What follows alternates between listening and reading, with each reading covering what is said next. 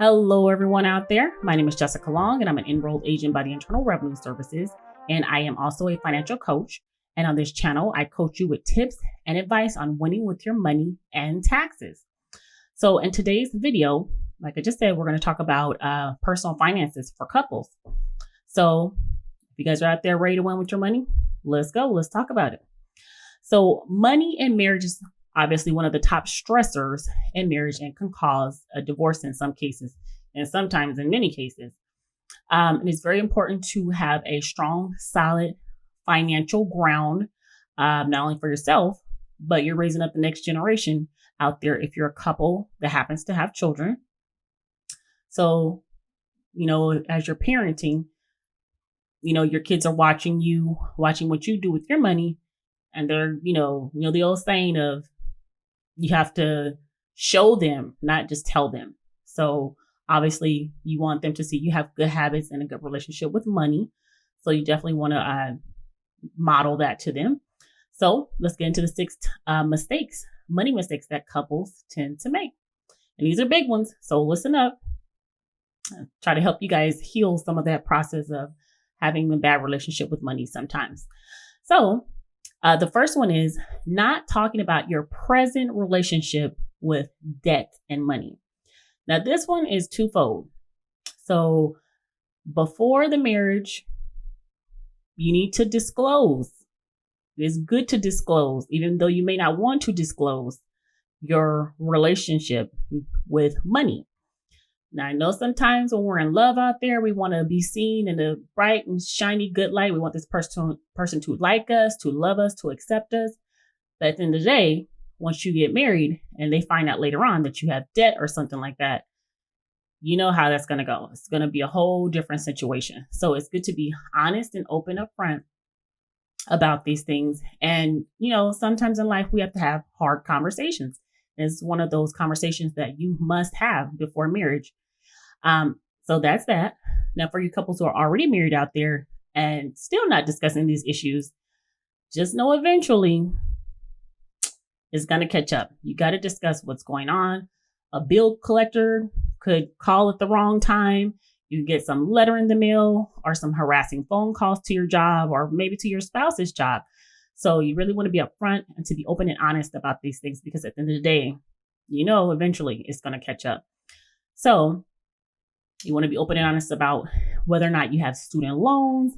Maybe you may have credit card debt. Maybe you may have car debt or car loan or a lease or something like that. So you want to be open and honest about how much that debt is so that you guys can tackle it together. And at the end of the day, if the person really loves you, they're not going to care about that. They're going to love you, and you guys work together and, work on the situation. And that's just the truth of the matter. So, it may be a little bit hard to swallow sometimes, especially if it's a large amount of debt, but if the person truly loves you, that tends to not, be an issue at the end of the day. So you have to discuss whether, if bill collectors are calling you day and night, maybe even at your job, things of that nature, you kind of want to disclose that to your spouse before or after the marriage. Those are things that are very important. Or maybe you may be great at managing your money. You may be the spouse that is great at managing your money. Or if it's before the marriage, you are really great at managing the money and assuming that your partner has his or her end covered. So this is another issue. Never assume nothing. Always ask, talk about facts, communication.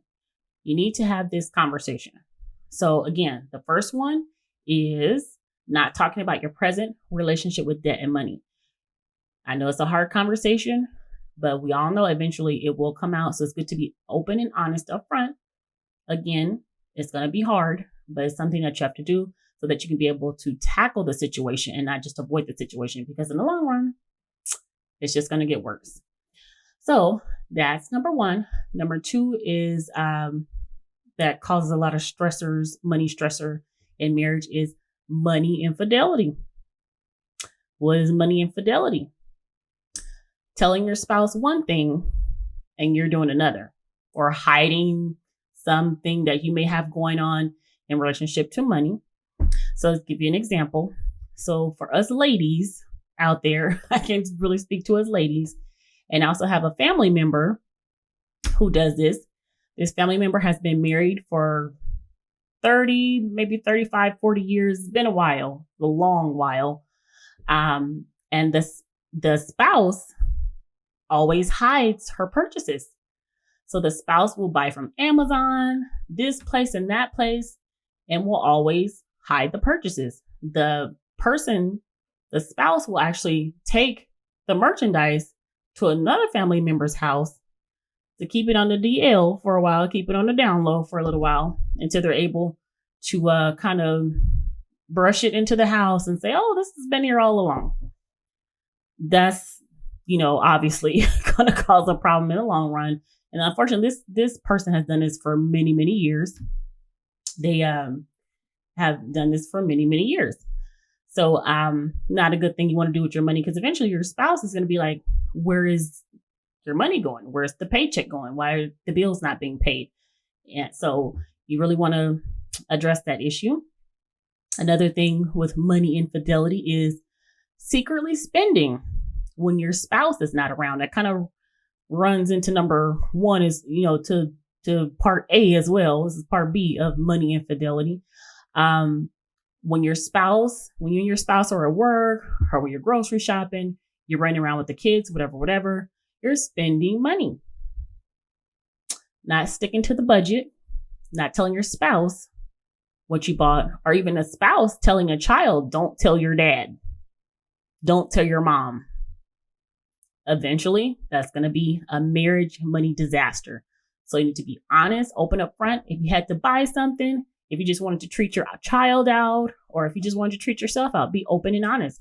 Hiding things, again, it's never a good thing. It's going to cause a marriage money disaster. So the third one is not planning for the present with a budget. We just kind of brushed up on budget there, and failing to plan for the future with retirement planning.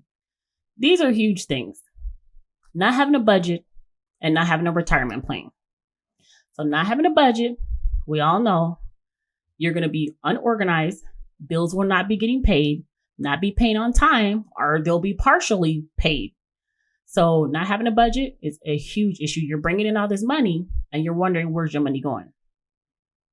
You got a full paycheck and the check is gone the next day, and you're wondering, where'd the money go? Not planning, not having a budget. So it's extremely important to have a budget. And again, failing to plan for retirement.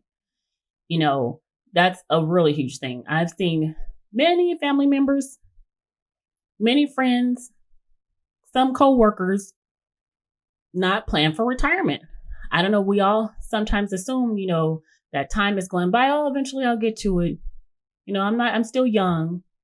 Well, I can remember not so long ago when I was 19, and I was like, oh, I'll get a retirement plan. I'm still young right now. I'm almost 40 now. And it seems like just yesterday I was 19. So a retirement plan is extremely important, because time is going to go by, and it's going to go by quickly. And you're going to look up and say, what happened?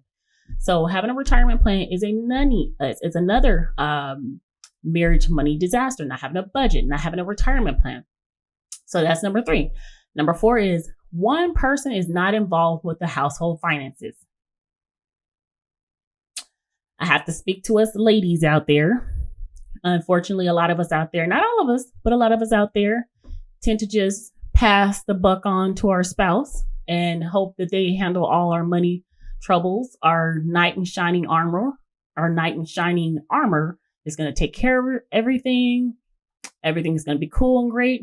Well, what if one day something happens to that spouse? What if that spouse gets sick? What if that spouse dies?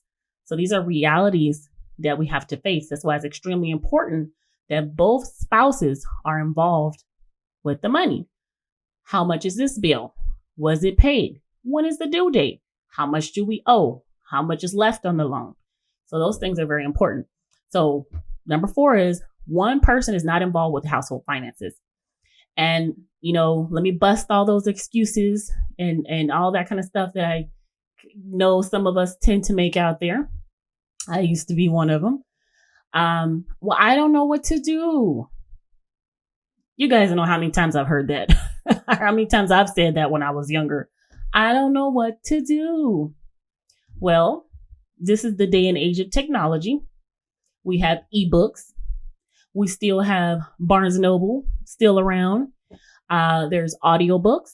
You can download the Audible app and download a good book, financial coaching book, tax planning book, money management book, and listen for 30 minutes every day. While you're cleaning the house, while you're driving to work, 30 minutes a day, 20 minutes a day, 10 minutes a day. We all have time. We just have to make time. Even if you have to, compartmental it, put it somewhere in your life and plan out for it. So even if it's 10 minutes a day, listen to the audiobook, learn how to manage your money.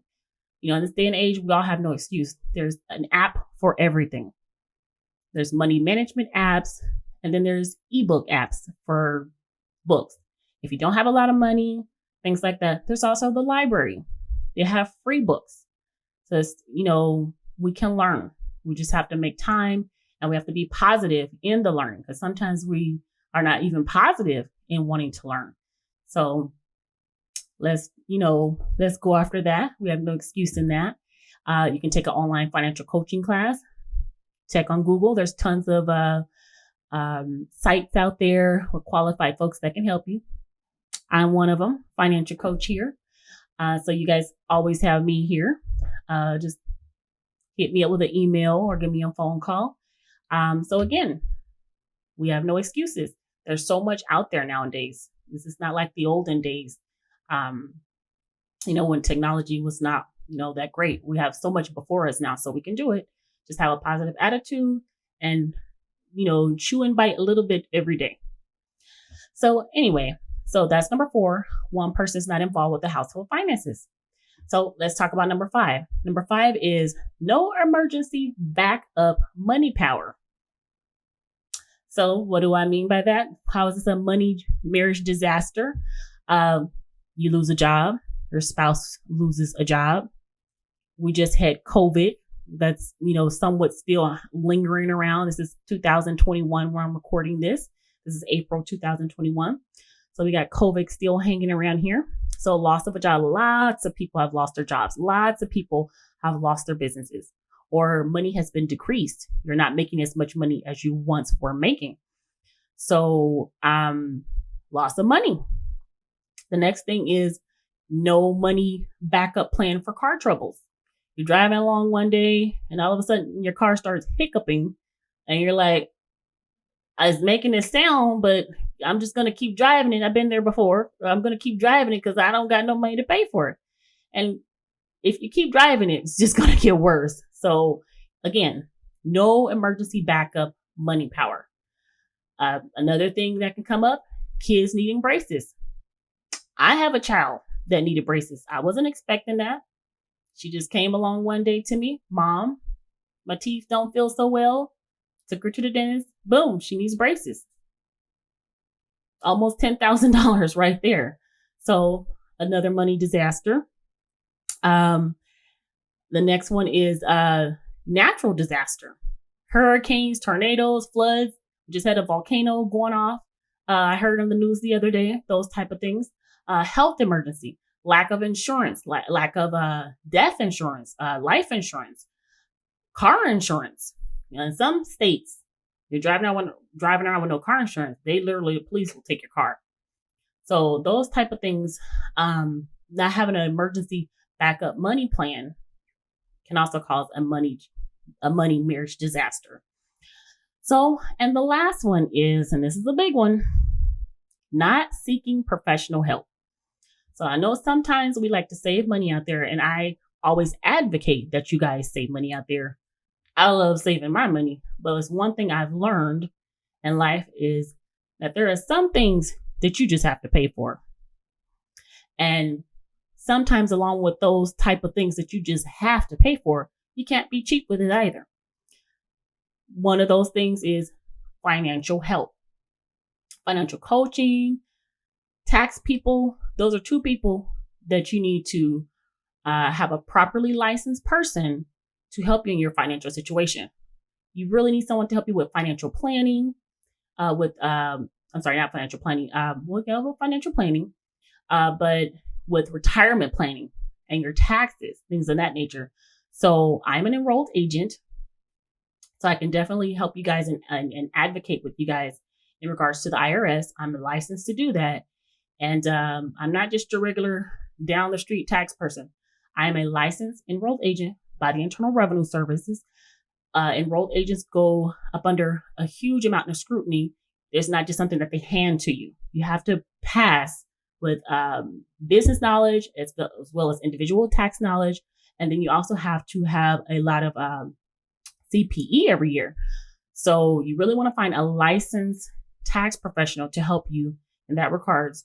Whether you need help with auditing, or you're in trouble with the IRS, you went to your mailbox on Friday and got a letter from the IRS. You don't want to ignore those things. Sometimes in life, we have to pay for things that we don't want to, but we have to do them in order to get the things that we need done. You don't want to have any continuous issues with the IRS. Also with financial coaching. Again, if you need a CPA, a tax attorney, whatever it is that you need, please pay for those things. I know it doesn't feel good at first to pay for those things, but at the end of the day, you don't want any tax issues again. You really need to have people who really know what they're doing as far as, having a license. That's the biggest thing I would advocate for, licensing. There's so many people out there. There's accountants, but then there's CPAs. I hate to say it, but I would trust a CPA over an accountant. They don't just have a bachelor's degree. They have a higher level of education because they have gone the route of being certified by the state as having the actual knowledge that is needed to help you with what you need, and not just having a bachelor's degree. Maybe they slid through school with a D average or a C minus average. You want someone to help you that's really gone under scrutiny to really be able to help you with what you need. So those things are very important. Having someone that is licensed to properly assist you in your situation. So that's that. So not seeking professional help is number 6. Now let's talk about some solutions. So what are some solutions to some of these nightmare marriage disaster problems that can crop up? So the best way to handle your finances as a couple, number 1, talk, communicate. So again, this whole time, all these 6 things are lack of communication. So that's the biggest thing is that I would, kind of speak to you guys about, which I am speaking to you guys about, is talking, communicating. Some conversations are uncomfortable, but sometimes you just have to have those conversations.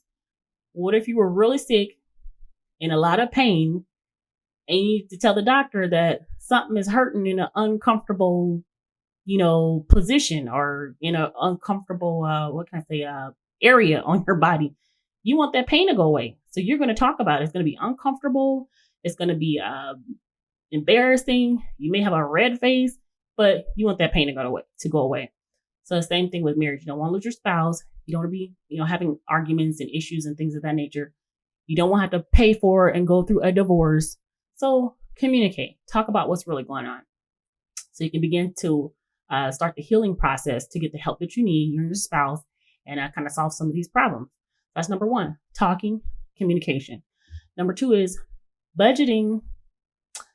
That is the beginning of every financial solution, budgeting. You have to know what's coming in. You have to be aware of what's going out. So budgeting. Number 3, saving for a rainy day. So obviously saving is extremely important because of all those emergencies that we talked about that could, crop up and happen, and do crop up and happen. I've had many of them in my own life. So I know, what that's like. So you need to have, the rule of thumb is, and what all financial coaches, tax planners, financial gurus out there tell you is, and they're right, you need to have a 3 to 6 month of monthly expenses and savings. 3 to 6 months of monthly savings for monthly expenses. So that's what I advocate in my program when I'm working with clients. 3 to 6 months of expenses is, should be in a savings account somewhere. because you never know what could crop up. So that's number 3. Number 4 is retirement planning. Time is going to go. It's going to keep going. It's going right now as I'm sitting here talking to you guys. Time is not going to stop. It's not going to wait for you to think about if you want to plan. It's not going to wait until you get a better job. It's not going to wait until you get a better salary. It's not going to wait until you ask your boss for a raise or finish college or anything else. Time is going to go by. And you're going to look up, and one day you're going to be 65, 70 years old, and wondering where time went with no retirement. I've seen that happen to many people before. It's really a sad situation. You had years and years to plan. And yes, sometimes life gets in the way, but we have to have a plan. That way we stay on track. So this is one thing that's really in my heart for people. My heart really goes out to people who don't plan for retirement. I mean, I've seen it all. So, that's something that is really important. You don't want to look up and you've been working at a job for 25 years and no retirement plan. And now you're 70 years old, you're so-called retired, but you still have to work. That doesn't happen many times. I've seen that happen to a lot of people. So retirement planning is extremely important. And with retirement planning, you don't want to just, you want to be really specific. In other words, you want to be goal oriented. In other words, when do you want to retire? How much do you want to have by the time you retire? So you really want to be strategic because, again, time is going by, and you really want to make sure you have a plan that is viable for, when you're in your old age. So the next thing that you want to really plan for is where do you want to live when you retire? What kind of lifestyle do you want to have? How do you plan on living? Are you going to travel? Are you going to help with community services? Are you going to be reaching out in the community, helping people? Are you going to be involved in church? Maybe you may want to work a part-time job. Maybe you may want to have a side hustle. I know some people, I've seen people who retired nicely, had enough money, but they got bored in retirement and decided, you know what, I'm going back to work part-time just to have something to do. So I've seen that happen a lot of times. So maybe you may want to work a part-time job. And there's one person that I know, this fellow, he worked for 40 something years at this job. And I was going in the store one day and met him. He was like, oh yeah, I'm just working here part-time because, I retired. And he was like in his 70s. He was like, yeah, I retired, but I got really bored at home. Me and my wife were really bored. And, so I decided I need something to do. So I'm working part-time here. And I was like, oh, that's pretty interesting, because you don't hear a lot of people wanting to work part-time. You hear that they have to work in their old age. So I thought that was really interesting and kind of cool that he just wanted to work instead of having to work. He had enough. He just wanted something to do. So I thought that was pretty cool. You don't hear a lot of those stories. So anyway, you want to be really strategic in how you plan for your retirement. So that's very important. Number 5 is protecting what you have. So again, you really want to have a savings account going 3 to 6 months of expenses. The other thing that you want to do is make sure you have insurance for everything, because things break. Nothing is eternal here on this earth. And that's just be honest. It just is what it is. And a lot of people try to ignore that as well. A lot of people avoid thinking about death. Oh, I'm just going to live forever. No, eventually one day you're going to die. I'm going to die. I've accepted that. We all need to accept some things in life. So car insurance, insurance on your home, insurance in case of loss of income, health insurance, death insurance, or life insurance. It needs to be called death insurance. But anyway, those are things that are very important and things that we need to plan for and to have. So there's another thing that will fix a money marriage disaster. Number 6 is wealth creation. So what I mean by wealth creation is you want to have, obviously, your retirement plan. That is a wealth creation vehicle for your old age. You want to have your retirement plan, and you want to have some investments going in your retirement plan, saving up money. So that is a part of wealth creation. Maybe you may have a second home that you own. So it can be a rental investment property that you may, have or whatever that you're renting out. That's again, wealth creation. Another thing is maybe you might want to invest in more dividend paying stocks. I love dividend paying stocks. Those are really good. Or maybe you might want to max out your contribution to your retirement. Maybe you might want to put more in. You may want to max it out. Again, wealth creation, all this stuff is planning into retirement, which I always advocate. And I love talking to clients about, because that is extremely important. You want to retire in your old age and be comfortable and not stressed about money. And the last thing is, as far as wealth creation is, maybe you may want to start a small business to bring in some extra cash. Maybe you may want to do a side hustle. I know one good side hustle is notary work. I know in my state, in the state of Washington, it's no educational requirement to be a notary. You sign up, you read the laws. It's a really short page of laws, and then boom, go be a notary. Notaries, a lot of people don't know about the full extent of being a notary. So when I was a notary, notaries, they get paid like $10 to stamp, hey, I checked your license. You are the person. I have identified you as a person that is on this form or whatever. But you can also get paid much more money as a loan signing agent. So that's something you guys may want to look into. I did loan signing work, and you get paid $100, sometimes more, per client. So that is a good little side hustle there and a wealth creation vehicle. You may want to do that on the weekends on your day off or whatever. Another thing is flipping things on eBay. Obviously, we all know about that. I know there's one craze that's going right now that I just found out about is baseball cards. So I met this person at the store, and she told me that her son is into baseball cards. And she told me, she goes, oh yeah, he just made like $2,000 last week. So she told me that they wait outside the store of Target and things like that to get the baseball cards as soon as they come in. And with certain cards, they auction them off on eBay and make tons of money. So there's another side hustle for you guys out there, guys and gals out there, couples.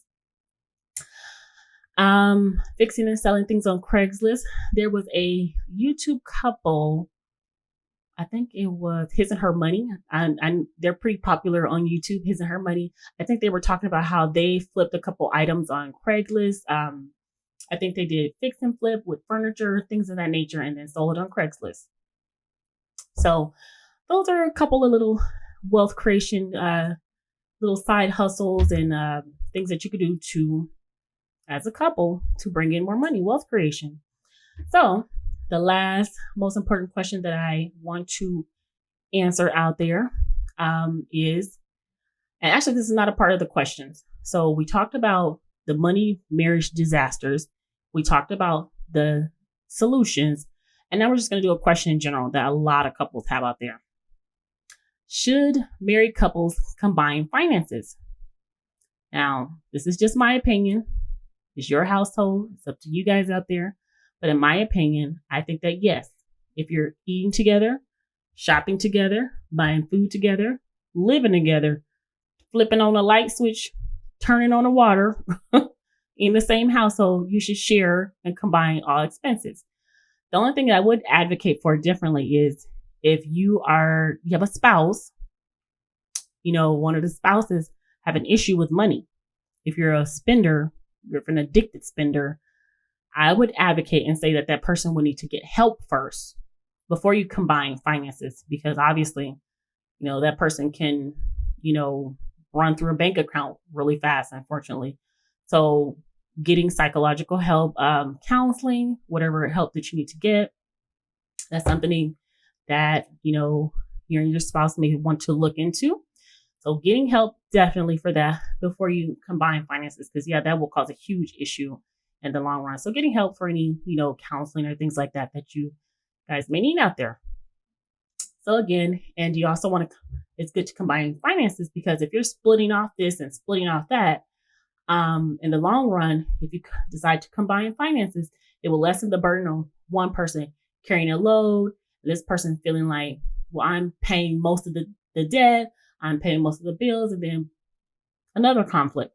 So it's good to combine everything. If you're getting married, I think it's a good idea to combine everything together, unless there's some type of addiction, spending addiction, maybe drug addiction, some type of thing like that, of that nature. So that's the video for today. Just got one more question for you guys out there. Have you had the talk with your spouse yet? How did it go?